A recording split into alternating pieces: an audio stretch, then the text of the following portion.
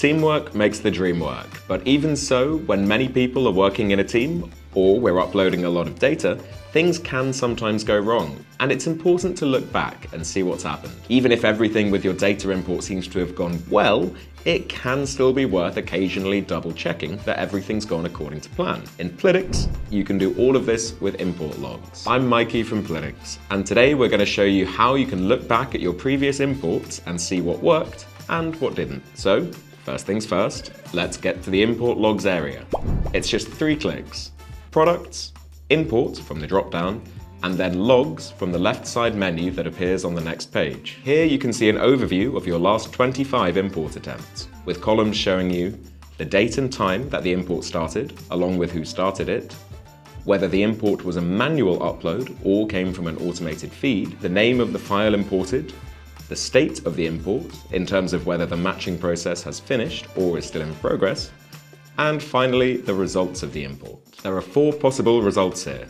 Success, as you might imagine, is the one we want to see, as this means all products and matched columns were successfully imported into your PIM. Warning means the import went through but had some problems, and one or more of your products failed to import correctly.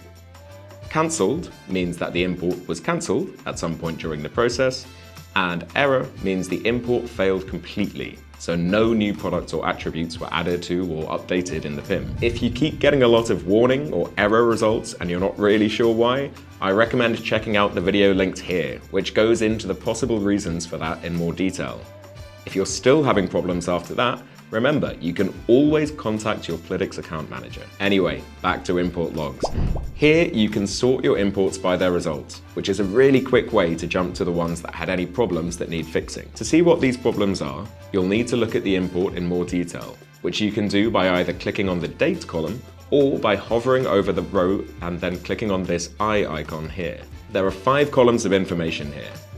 Line, which tells you what row of your spreadsheet that product comes from, not including the initial header row. SKU, your main product identifier in Plytix. Label, which will show if a column in your spreadsheet has been matched to the system attribute label, and if it has, what text is in that field for that product. Action, which shows you what the PIM tried to do with that product. And there are 3 possibilities here. Create, if it's a new SKU in the PIM, and therefore the system has tried to create a new product.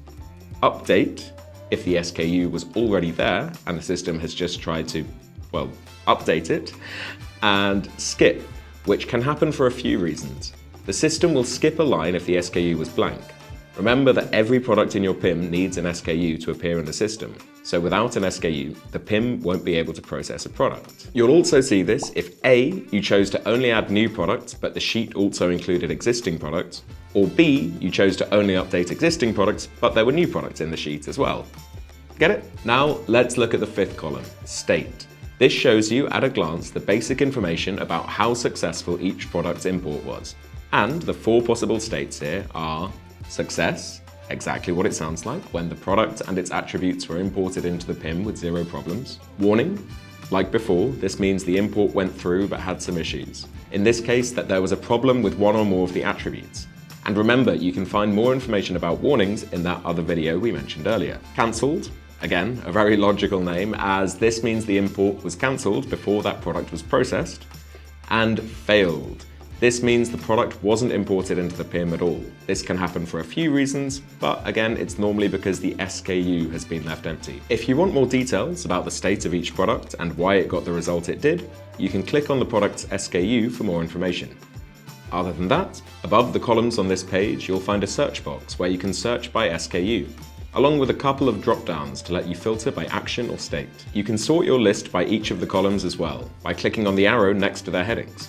And you've also got the option of downloading a full import report and/or the original CSV file too, just in case you don't have access to it anymore. One more handy feature, you can also see a reminder of who was responsible for whichever import you're looking at. Not that we're encouraging you to point fingers or anything.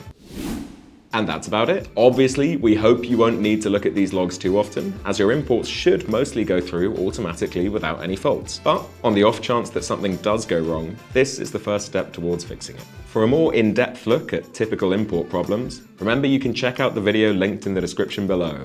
And don't forget to subscribe to our channel and hit that bell to stay in the loop about useful PIM videos like these. See you next time.